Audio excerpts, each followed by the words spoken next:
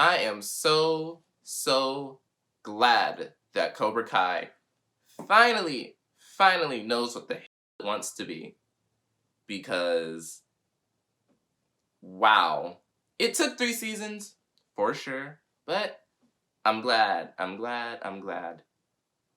Hey everybody, it's Jan, and you've probably already read the title of this video, so I'm not going to bore you with an intro, a long intro, but one thing I need to say right now, before we start the video, is that this is my opinion. Anything and everything I say in this video is my mere opinion.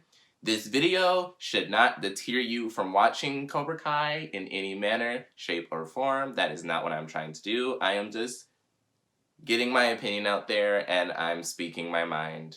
So, now that that's said and now that that's underway, I think I can start this video.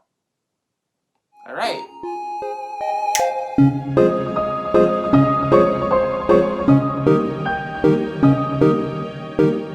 Alright, so before we start this video, before we actually start the video, I am going to issue a trigger warning for things like anxiety, because we do talk about that at length in this video, so if you feel that is something that would trigger you in any way, shape, or form, I will have timestamps in the description so you can skip right along ahead to the time stamp that we finish talking about it, so you don't feel as if you have to sit through something that triggers you.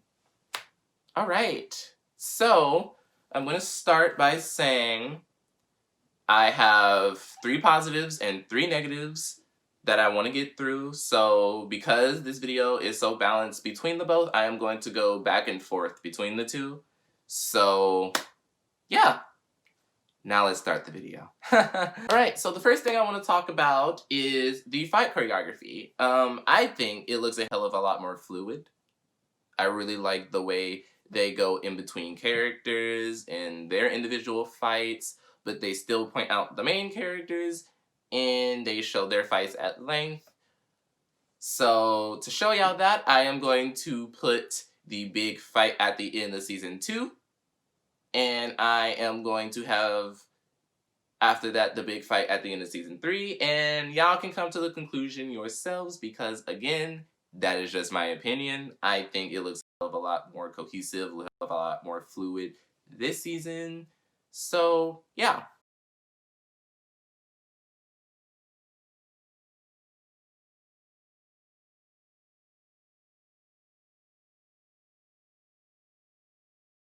The next thing I want to talk about is I didn't like how they brought back other characters from other Karate Kid movies for one episode.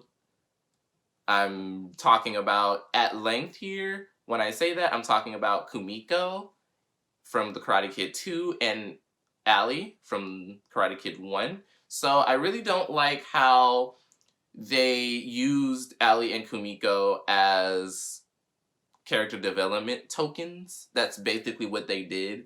They were like, oh, okay, well, Daniel's going back to Okinawa. Let's just throw Kumiko in there and give him some character development. That'd be fine. And then at the end, the mere end of the episode of episode 9, I believe, they bought Ali in episode 9, and her and Johnny kind of hung out, and it was just like, what was that? I don't think we needed that, but I'm glad they wanted to show the character development, but at the same time, Daniel and Johnny are grown men. It's been 30 years. They should move on from that. They should be able to sit down and have a conversation with each other without Ali and Amanda being in the middle, dragging the conversation on. They should have been able to sit down, have that conversation, and say, okay, this is bull. We don't need to be fighting over this anymore. I'm sorry. Are we good? It's the expectation because they're grown adults, but again, you had to have Ali drive that conversation while they're bickering like 12-year-olds. I mean, hey. So the next thing is I want to talk about in this video right now is how they handled anxiety and trauma. So, with Sam, at the end of season 2, you know what happened with Tori. But if you don't, I'm going to show that right now.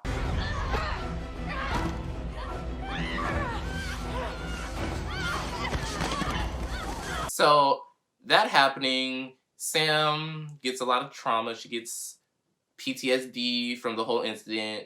And I like how they handled it. Instead of it just being a one-off thing, it lasts the entire season for Sam. That is Sam's character arc. Sam's character arc is going through that fear. The fear of Tori, basically, because who wouldn't have fear after what she did to her? Like, so they show that at length, and then Sam at the end of the season when she is in the big fight at the end of season 3 with Tori, she kind of has that moment of clarity, like, why am I letting this girl scare me this much? Like, why am I letting this one person dictate my choices? So she has that clarity, and she really hones that clarity in to defeat Tori. But Tori says it's not over, because it never is. So, yeah. Moving on. My next dislike is Hawk as a character. I can't stand him.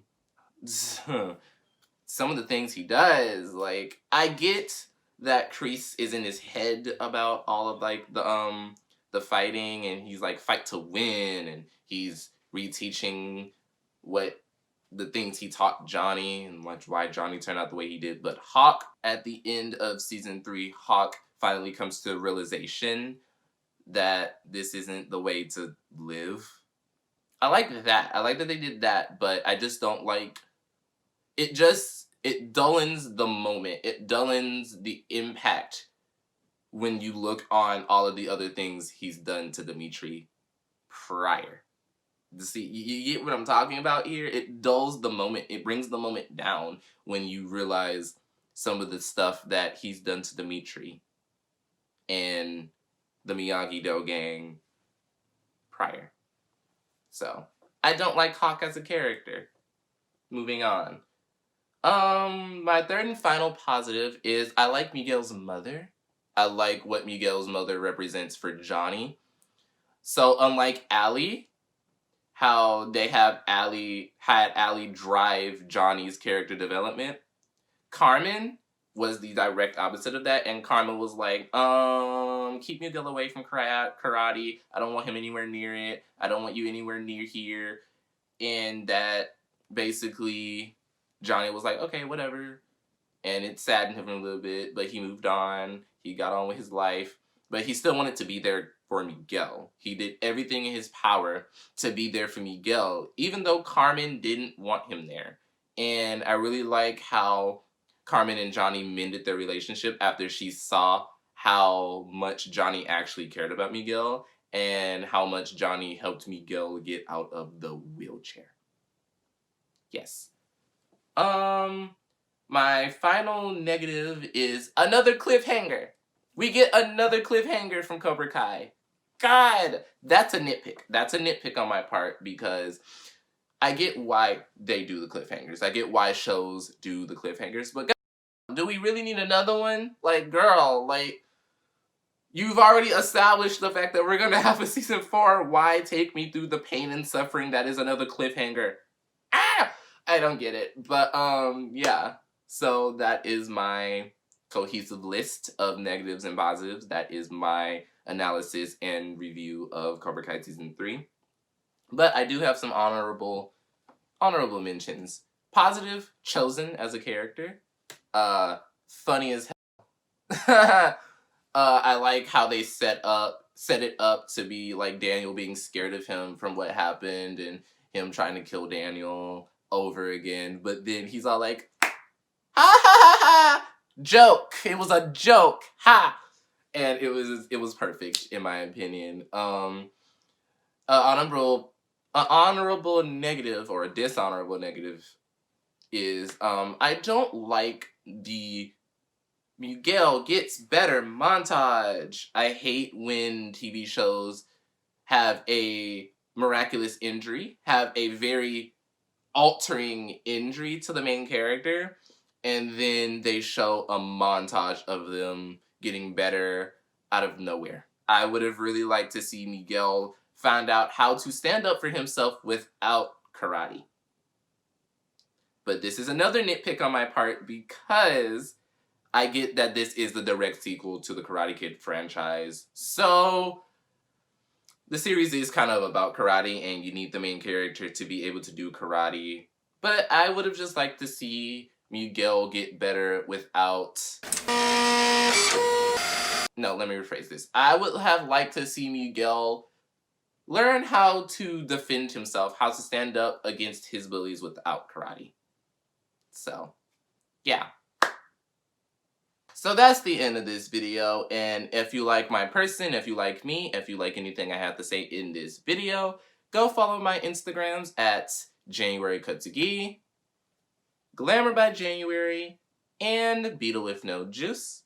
And if you want to see more of me, if you want to see more behind the scenes stuff, go follow my TikTok at Katsugi Jan, and my placeholder Twitter at Fire on the Metro. And with that being said, I'm going to go do better things with my life, and I'll see y'all whenever.